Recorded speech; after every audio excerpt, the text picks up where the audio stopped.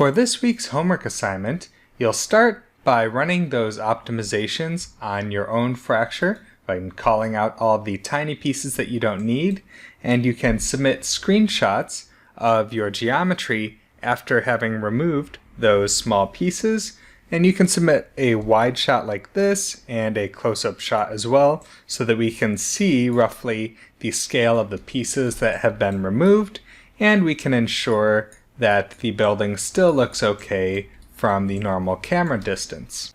You should also remove the constraints that are no longer valid because they were connected to pieces that have been removed, although you don't need to show screenshots for that part. After doing your optimization, you can run the convex decompose for your pieces, and it would be good to show screenshots closer up to your convex decomposed pieces. Maybe pick some where we can closely compare the shapes of the original pieces to those generated proxies, and you could display the fractured pieces with the template display on the convex decompose to show how closely you've matched the real geometry with your proxies. So you could submit maybe 2 images like this and an extra image or 2 of just the proxies alone. You'll also submit screenshots of your convex decomposed animated creature. Make sure that your screenshots of your animated proxies do not show the animated mesh overlapping with it, just to make sure that we can see the proxies well. So make sure it's on hide other objects, and you can just submit a couple different poses of these animated proxy colliders. You should also submit videos for 2 different RBD sims. One of those will be the RBD sim with the activation based on the proximity to the creature, as we saw in the videos this week. And for this, you should bring in the static building, and you can control template that geometry to show that layered in with all of the actual simulated geometry.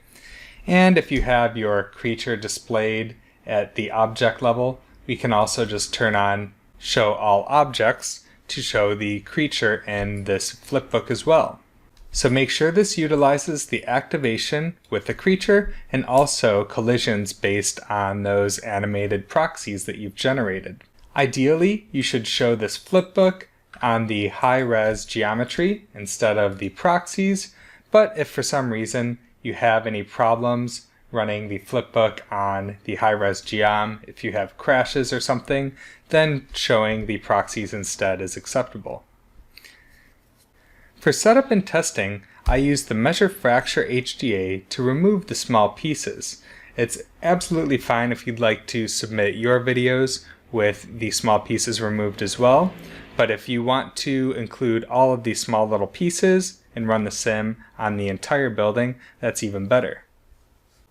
You'll also submit a video of an RBD sim without the creature in it, but using that velocity from reference point technique along with some custom drag to exaggerate this explosive initial velocity and some regular DOPS drag to tone down the overactive behavior on the ground.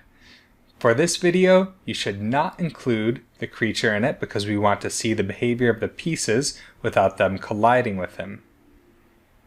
To generate the videos from the flipbooks, you can use whatever software you'd like. I like using Resolve, which is free and excellent, and I usually export things as just MOVs with the H.264 codec.